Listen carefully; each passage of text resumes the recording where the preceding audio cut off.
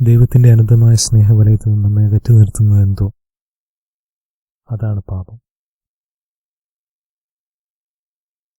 ദൈവസ്നേഹത്തിലേക്ക് നമ്മെ തിരിച്ചു കൊണ്ടുവരുന്ന ഏറ്റവും മനോഹരമായ കൂദാശയാണ് സാക്രമെന്റ് ഓഫ് റീകൺസിലിയേഷൻ, ഇല്ലെങ്കിൽ കുമ്പസാരം.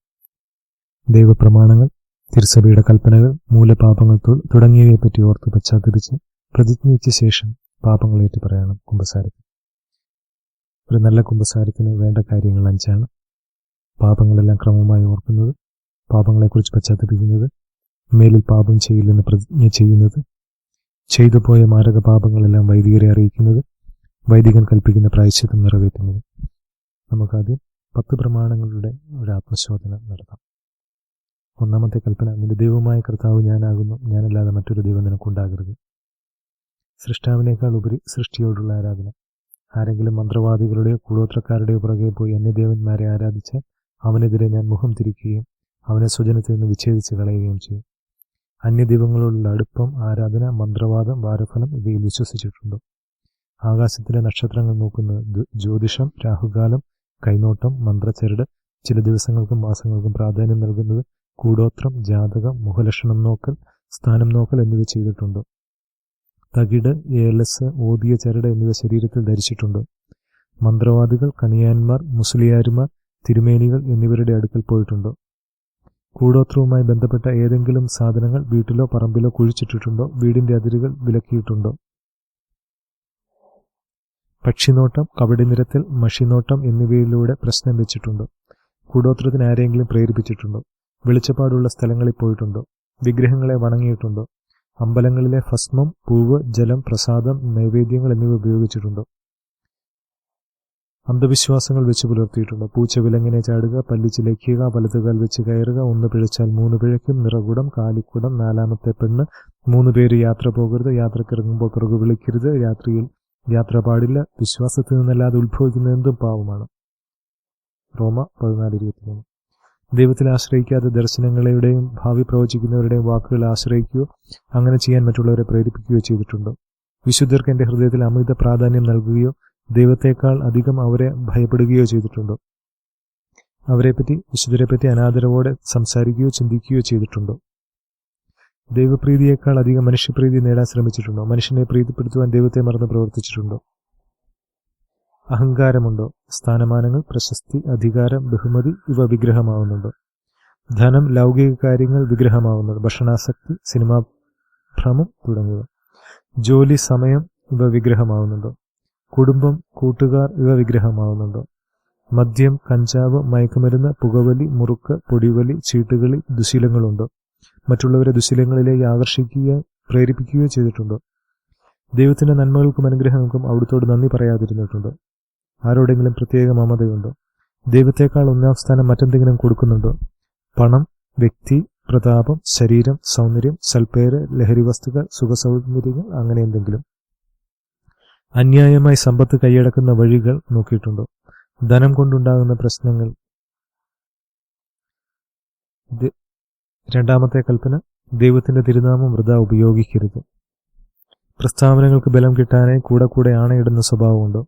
ദൈവഭക്തിയുടെ മറവിൽ കള്ളത്തരവും ചതിയും വഞ്ചനയും കാണിച്ചിട്ടുണ്ടോ? ദൈവത്തിന് പ്രത്യേകം പ്രതിഷ്ഠിച്ചിരിക്കുന്ന വ്യക്തികളുടെ, വൈദികർ, കന്യാസ്ത്രീകൾ, പ്രേക്ഷിതർ, സൽപ്പേരിന് കളങ്കം വരുത്തിയിട്ടുണ്ടോ? ഉപദ്രവിച്ചിട്ടുണ്ടോ? വിരോധമുണ്ടോ? കള്ളക്കേസുകൾ കൊടുത്തിട്ടുണ്ടോ? കള്ളക്കുമ്പസാരം, കള്ളസത്യം ചെയ്തിട്ടുണ്ടോ? കള്ളസാക്ഷ്യം പറഞ്ഞിട്ടുണ്ടോ? പോലീസ് സ്റ്റേഷനിൽ, കോടതിയിൽ, ഇല്ലെങ്കിൽ അധികാരികളുടെ സാക്ഷ്യം. നേർച്ച പൂർത്തിയാക്കാതിരുന്നിട്ടുണ്ടോ? നേർച്ചകൾ കൊടുക്കുന്നില്ലെങ്കിൽ ദൈവകോപം ഉണ്ടാകുമെന്നും അനർത്ഥങ്ങൾ സംഭവിക്കുമെന്നും കരുതുക നിമിത്തം ദൈവത്തിന്റെ രക്ഷാകര സ്നേഹത്തെ സംശയിച്ചു പോയിട്ടുണ്ടോ? എല്ലാറ്റിനും എപ്പോഴും നേർച്ച നേരുന്ന പ്രകൃതക്കാരനാണോ ഞാൻ? കൊടിയ ദുരിതങ്ങളും കഷ്ടതകളിലും ദൈവത്തെ ശപിക്കുകയോ തള്ളിപ്പറയുകയോ ഇങ്ങനെയൊരു ദൈവമുണ്ടോ എന്ന് പുച്ഛത്തോടെയും വെറുപ്പോടെയും ചോദിച്ചിട്ടുണ്ടോ? വിശുദ്ധരെയും തിരുവസ്തുക്കളെയും പറ്റി നിന്ദിച്ച് സംസാരിക്കുന്നുണ്ടോ? ക്രിസ്തുവിന്റെ ദൈവത്വം അംഗീകരിക്കാത്തവരുമായി സഹകരിച്ചിട്ടുണ്ടോ? യേശുവിന്റെ തിരുവചനങ്ങളെ വളച്ചൊടിക്കുന്നവരുമായി സമ്പർക്കം പുലർത്തുകയോ അത്തരക്കാരെ ഭവനങ്ങളിൽ പ്രവേശിപ്പിക്കുകയോ അവരുടെ പ്രാർത്ഥനാ യോഗങ്ങളിൽ സംബന്ധിക്കുകയോ ചെയ്തിട്ടുണ്ടോ? യേശു ക്രിസ്തുവിനെ മറ്റുള്ളവരുടെ മുമ്പിൽ സാക്ഷ്യപ്പെടുത്തുവാൻ ലജ്ജിച്ചിട്ടുണ്ടോ? വചന ദുരുപയോഗം, സന്ദേശ ദുർവ്യാഖ്യാനം ചെയ്തിട്ടുണ്ടോ? ബൈബിൾ പിടിച്ച് കള്ളസാക്ഷ്യം ചെയ്യിപ്പിക്കുകയോ തിരുനാമം ബഹുമാനമില്ലാതെ കൂടെ ഉപയോഗിക്കുകയോ ചെയ്തിട്ടുണ്ടോ? വിശുദ്ധ ഗ്രന്ഥം പ്രചരിപ്പിക്കുന്നതിന് എന്നാലാകുന്ന വിധത്തിൽ സഹായിക്കാതിരുന്നിട്ടുണ്ടോ? കർത്താവിന്റെ മൂന്നാമത്തെ കൽപ്പന, കർത്താവിന്റെ ദിവസം പരിശുദ്ധമായി ആചരിക്കുക, സാബത്ത് ആചരിക്കുക. സാബത്തിന് പ്രാധാന്യം കൊടുക്കാത്തത്, സാബത്ത് ആചരിക്കാതിരിക്കുക. ഞായറാഴ്ചകളിലും കടപ്പെട്ട ദിവസങ്ങളിലും ദിവ്യബലിയിൽ മനഃപൂർവ്വം സംബന്ധിക്കാതിരുന്നിട്ടുണ്ടോ? ബലിയർപ്പണം, നിൽപ്പ്, പെരുമാറ്റം ഇവ വഴി ആർക്കെങ്കിലും ബലിയർപ്പണത്തിന് തടസ്സം നിന്നിട്ടുണ്ടോ? അന്നേ ദിവസം ജോലി ചെയ്യുകയോ ചെയ്യിപ്പിക്കുകയോ മറ്റുള്ളവർക്ക് വിശുദ്ധാചരണത്തിന് തടസ്സം നിൽക്കുകയോ ചെയ്തിട്ടുണ്ടോ? അന്നേ ദിവസം ദൈവിക കാര്യങ്ങൾക്കായി സമയം മാറ്റിവെക്കുന്നതിൽ ഉത്സാഹം കാണിക്കാതിരുന്നിട്ടുണ്ടോ? വിശുദ്ധ കുർബാന വിശുദ്ധിയോടെയാണോ സ്വീകരിക്കുന്നത്? സമ്പത്ത്, കഴിവ്, ആരോഗ്യം എന്നിവ തന്റെ സാമർഥ്യം കൊണ്ടുണ്ടായതാണെന്ന ധാരണയിൽ ദൈവത്തിന്റെ ആധിപത്യത്തെ നിഷേധിച്ചിട്ടുണ്ടോ? എന്റെ പ്രാർത്ഥനാ ജീവിതം എങ്ങനെയാണ്? വ്യക്തിപരമായ പ്രാർത്ഥനയ്ക്ക് മുടക്കം വരുത്തിയിട്ടുണ്ടോ? കുടുംബ പ്രാർത്ഥനയിൽ സജീവമായി സംബന്ധിക്കാതിരുന്നോ? കുടുംബ പ്രാർത്ഥന നടത്താറുണ്ടോ? കൂദാശകൾ ഒരുക്കമില്ലാതെ, അയോഗ്യതയോടെ, വിശ്വാസമില്ലാതെ സ്വീകരിച്ചിട്ടുണ്ടോ? ആണ്ടുകുമ്പസാരം നടത്താറുണ്ടോ? വെള്ളിയാഴ്ച ദിവസങ്ങളിൽ മാംസവും ലഹരി സാധനങ്ങളും ഉപയോഗിച്ചിട്ടുണ്ടോ? ഉപവാസ ദിവസങ്ങളിൽ ഉപവസിക്കാതിരുന്നിട്ടുണ്ടോ? രജിസ്റ്റർ വിവാഹം ചെയ്തിട്ടുണ്ടോ? അതിന് പ്രേരണ നൽകിയിട്ടുണ്ടോ? ദൈവത്തിന് കൊടുക്കേണ്ട ദശാംശം മാറ്റിവെച്ച് കൊടുക്കാതിരുന്നിട്ടുണ്ടോ? ദൈവവചനത്തെ ചോദ്യം ചെയ്യുന്നു, നിന്ദിക്കുന്നത്, വെറുക്കുന്നത്. വചനപ്രഘോഷണം അനുവദിക്കാതിരുന്നത്, വചനപ്രഘോഷകരെ വെറുക്കുന്നത്, ദൈവവചനത്തെ തിരസ്കരിക്കുന്നത്, ദൈവത്തെ മറക്കുന്നത്, ദൈവത്തോട് മടുപ്പ് തോന്നുന്നത്, ദൈവത്തെപ്പറ്റി മറ്റുള്ളവരിൽ വെറുപ്പ് ഉളവാക്കുന്നത്, ദൈവദൂഷണം, ദൈവത്തെ നിന്ദിക്കുന്നത്, ദൈവത്തെ കൈവിടിയുന്നത്, ദൈവത്തെ പ്രകോപിപ്പിക്കുന്നത്, ദൈവത്തെ തിരസ്കരിക്കുന്നത്,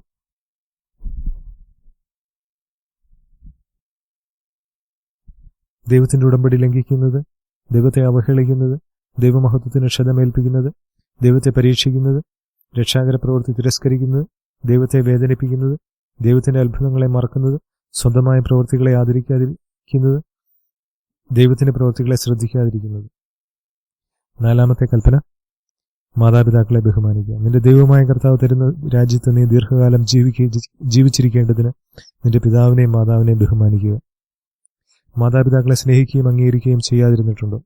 അവരെ ശാരീരികമായി ഉപദ്രവിക്കുകയോ ശപിക്കുകയോ ചെയ്തിട്ടുണ്ടോ? അവരുടെ രോഗങ്ങളിലും അവശതകളിലും വാർദ്ധക്യത്തിലും ശുശ്രൂഷിക്കുകയും സഹായിക്കുകയും ചെയ്യാതിരുന്നിട്ടുണ്ടോ? കുത്തുവാക്കുകളാലും സംസാരത്താലും വേദനിപ്പിച്ച് അവരുടെ ഹൃദയം മുറിപ്പെടുത്തിയിട്ടുണ്ടോ? മരിച്ചവർക്ക് വേണ്ടിയുള്ള കടമകൾ നിറവേറ്റാതിരുന്നിട്ടുണ്ടോ?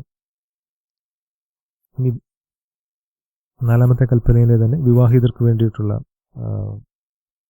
ചോദ്യങ്ങളാണ്. ജീവിത പങ്കാളിയുടെ അപ്പനും അമ്മയും സ്വന്തം മാതാപിതാക്കളാണെന്ന് കരുതാതിരുന്നിട്ടുണ്ടോ? അവരെ ആത്മാർത്ഥമായി സ്നേഹിക്കാതിരുന്നിട്ടുണ്ടോ? ഇവർ എന്റെ സമാധാന ജീവിതത്തിന് തടസ്സമാണെന്ന് വിചാരിക്കുകയും അപ്രകാരം സംസാരിക്കുകയും ചെയ്തു. അവരുടെ കുറ്റം ജീവിത പങ്കാളിയോട് പറഞ്ഞ് അസ്വസ്ഥത സൃഷ്ടിച്ചിട്ടുണ്ടോ? അവരെപ്പറ്റി അപവാദങ്ങളും കുറ്റങ്ങളും അന്യരോട് പറഞ്ഞ് അവരുടെ സൽപ്പേരിന് കളങ്കം വരുത്തിയിട്ടുണ്ടോ?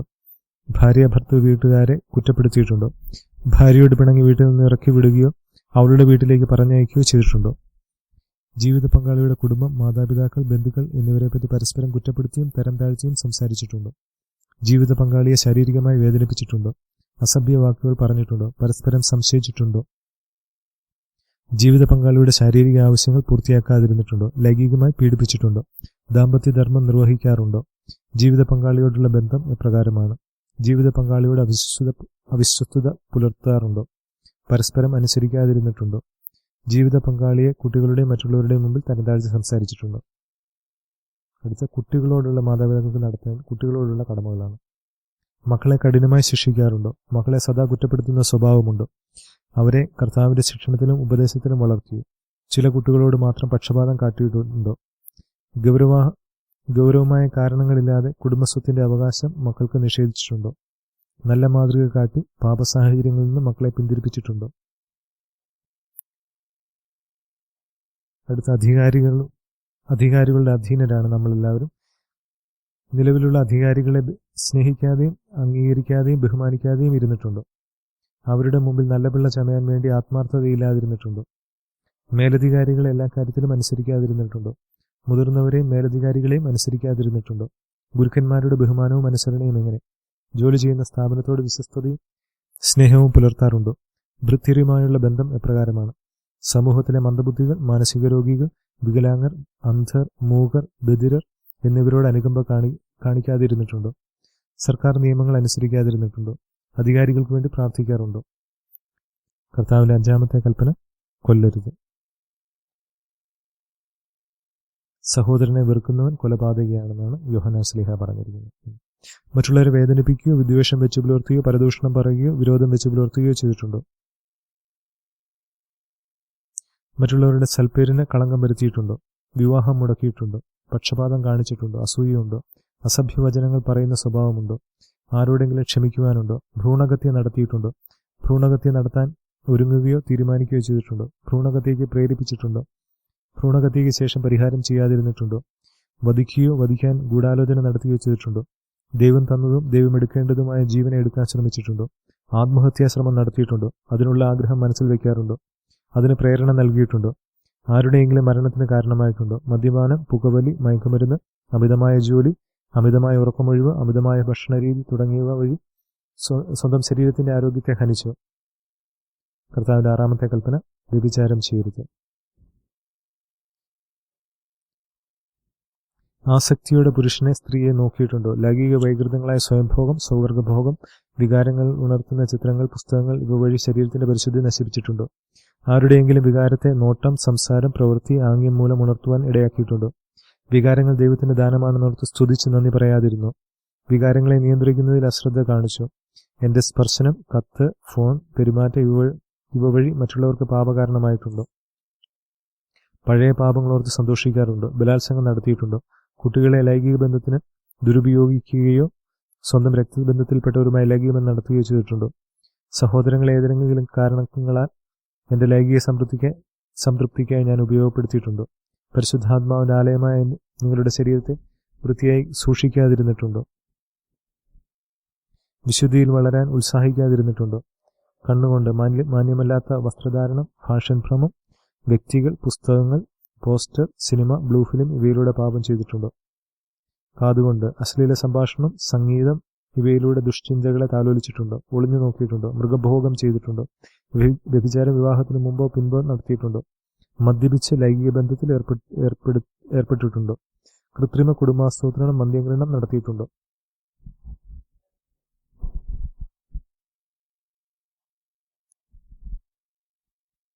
അന്യന്റെ ഭാര്യയെ മോഹിക്കരുത്. ആഗ്രഹിച്ച മനസ്സിനിണങ്ങിയ ജീവിത പങ്കാളിയെ ലഭിക്കാത്തതിൽ ദുഃഖിച്ചിട്ടുണ്ടോ? അന്യപുരുഷൻ, സ്ത്രീ ഇവരെ മനസ്സിൽ ധ്യാനിച്ച് ദാമ്പത്യധർമ്മം അനുഷ്ഠിച്ചിട്ടുണ്ടോ? പ്രേമബന്ധങ്ങൾ, അവിഹിത ബന്ധങ്ങൾ, അന്യന്റെ ഭാര്യയെ ഭർത്താവിനെ സ്വന്തമാക്കാൻ ആഗ്രഹിക്കുക, പരിശ്രമിക്കുക, ആസക്തിയോടെ നോക്കുകയോ ചെയ്തിട്ടുണ്ടോ? കുടുംബജീവിതത്തിന്റെ പവിത്രത കാത്തുസൂക്ഷിക്കാതെ വരിക, അന്യന്റെ കുടുംബജീവിതം നശിപ്പിച്ചിട്ടുണ്ടോ? മോഷ്ടിക്കരുത്. സാധനങ്ങൾ, പണം മുതലായവ കടം വാങ്ങിയിട്ട് അത് തിരിച്ചു കൊടുക്കാതിരുന്നിട്ടുണ്ടോ? അന്യന്റെ വസ്തുക്കൾ കയ്യേറുകയോ മോഷണ വസ്തുക്കൾ സ്വീകരിക്കുകയോ വിൽക്കാൻ സഹായിക്കുകയോ ചെയ്തിട്ടുണ്ടോ? വ്യാപാരത്തിൽ കള്ളത്തൂക്കം, കള്ളത്രാസ്, കള്ളനോട്ട് ഇവ ഉപയോഗിക്കുകയോ പ്രചരിപ്പിക്കുകയോ ചെയ്തിട്ടുണ്ടോ? അമിത ലാഭം ഈടാക്കുക, വിൽപ്പന വസ്തുക്കളിൽ മായം ചേർക്കുക, കള്ളപ്രമാണങ്ങളും രേഖകളും ഉണ്ടാക്കുക, കൃഷിക്ക് നാശം വരുത്തുക, മറ്റുള്ളവരുടെ വളർത്തുമൃഗങ്ങൾ, കന്നുകാലികൾ മുതലായവ നശിപ്പിക്കുകയോ സ്വത്ത് ദൂർത്തടിക്കുകയോ ചെയ്തിട്ടുണ്ടോ? കൈക്കൂലിയും കോഴയും കൊടുത്ത് മറ്റുള്ളവരുടെ ന്യായമായ അവകാശം തട്ടിയെടുക്കുകയോ അനർഹമായുള്ളത് സ്വന്തമാക്കുകയോ ചെയ്തിട്ടുണ്ടോ? രാജ്യത്തെ അംഗീകൃത ബാങ്കുകൾ ഈടാക്കുന്നതിൽ അധിക പലിശ ആരിൽ നിന്നെങ്കിലും ഈടാക്കുകയോ വേലക്കാരന്റെ കൂലി കൊടുക്കാതിരിക്കുകയോ ചെയ്തിട്ടുണ്ടോ? സമയത്താലും ധനത്താലും ദൈവത്തെ കൊള്ളയടിച്ചിട്ടുണ്ടോ? വസ്തുവിന്റെ അതിർത്തിക്കല്ല് മാറ്റിയിട്ടിട്ടുണ്ടോ? നിരാലംബർക്ക് നീതി നിഷേധിച്ചിട്ടുണ്ടോ? മറ്റുള്ളവരെ ചൂഷണം ചെയ്ത് ലാഭം എടുക്കാറുണ്ടോ? കളഞ്ഞു കിട്ടിയവ മടക്കി കൊടുക്കാതിരുന്നിട്ടുണ്ടോ? ജോലി കൃത്യനിഷ്ഠ പാലിക്കാതിരുന്നിട്ടുണ്ടോ? സഹോദരങ്ങൾക്ക് കിട്ടേണ്ട ന്യായമായ അവകാശം ഞാൻ അവർക്ക് നിഷേധിച്ചിട്ടുണ്ടോ? ഉദാഹരണം, വഴി, കുടിവെള്ളം, ഇലക്ട്രിസിറ്റി ഇവ നിഷേധിക്കുക. അമിത ഭോജനം നടത്താറുണ്ടോ? അലസത മൂലം ദൈവം തന്ന സമയവും അവസരവും പാഴാക്കി കളഞ്ഞിട്ടുണ്ടോ? ജീവിതാന്തസ് വഴി ഏറ്റെടുത്ത കടമകൾ ശരിയായി നിർവഹിക്കാതിരിക്കുകയോ മറ്റുള്ളവരുടെ വളർച്ചയെ തടസ്സപ്പെടുത്തുകയോ ചെയ്തിട്ടുണ്ടോ? എന്റെ സഹോദരർക്ക് അർഹമായ അവകാശം നീതി നിഷേധിക്കപ്പെട്ടപ്പോൾ അവനുവേണ്ടി സ്വരമുയർത്താതെ ഭൂരിപക്ഷത്തോടെ ചേർന്ന് അനീതിക്ക് ഞാൻ കൂട്ടുനിന്നിട്ടുണ്ടോ? സഹോദരങ്ങളുടെ തെറ്റുകൾ തിരുത്തി കൊടുക്കാതിരുന്നിട്ടുണ്ടോ? മക്കളുടെ തെറ്റുകൾ ന്യായീകരിച്ചോ? സഹോദരങ്ങളുടെ ഉന്നതിയിൽ, നന്മയിൽ, വളർച്ചയിൽ അസ്വസ്ഥനായിരുന്നിട്ടുണ്ടോ? സന്തോഷിക്കാതിരുന്നിട്ടുണ്ടോ? മറ്റുള്ളവരുടെ പതനത്തിൽ ആഹ്ലാദം തോന്നിയോ? കള്ളസാക്ഷ്യം പറയരുത്. അന്യന്റെ സൽപ്പേരിന് ദോഷം സംഭവിക്കാവുന്ന കാര്യങ്ങൾ പറയാറുണ്ടോ? സത്യത്തിന് വിരുദ്ധമായി പ്രവർത്തിച്ചിട്ടുണ്ടോ? മറ്റുള്ളവർക്കെതിരെ ദുഷ്പ്രചരണം നടത്താറുണ്ടോ? നുണ പറയാറുണ്ടോ? സത്യം പറയേണ്ടടുത്ത് സത്യം പറയാതിരിക്കുന്നുണ്ടോ? രഹസ്യം പുറത്താക്കാറുണ്ടോ? ഇല്ലാ കഥകൾ പറഞ്ഞു പരത്താറുണ്ടോ? സത്യമറിയാൻ അവകാശമുള്ള വ്യക്തിയോട് സത്യം പറയാതിരുന്നിട്ടുണ്ടോ? സത്യം തുറന്നു പറയുന്നുവെന്ന് വ്യാജേന അന്യന്റെ സൽപ്പേരിന് കളങ്കം വരുത്തുകയോ തേജോവധം ചെയ്യുകയോ ചെയ്തിട്ടുണ്ടോ? കള്ളസാക്ഷി പറയുക, വിശ്വാസവഞ്ചന, ഊമക്കത്തെഴുതുക ചെയ്തിട്ടുണ്ടോ? സംസാരം വഴി ആരെയെങ്കിലും അപകീർത്തിപ്പെടുത്തുകയോ മറ്റുള്ളവരുടെ വളർച്ചയെ തടസ്സപ്പെടുത്തുകയോ ചെയ്തിട്ടുണ്ടോ? ആരുടെയെങ്കിലും വിവാഹം മുടക്കിയിട്ടുണ്ടോ? മുഖസ്തുതി പറഞ്ഞിട്ടുണ്ടോ? കുറ്റം പറയാറുണ്ടോ? വ്യർത്ഥഭാഷണം ചെയ്യുമോ? ഏഷണി പറയുന്ന സ്വഭാവമുണ്ടോ? കള്ളക്കുമ്പസാരം നടത്താറുണ്ടോ?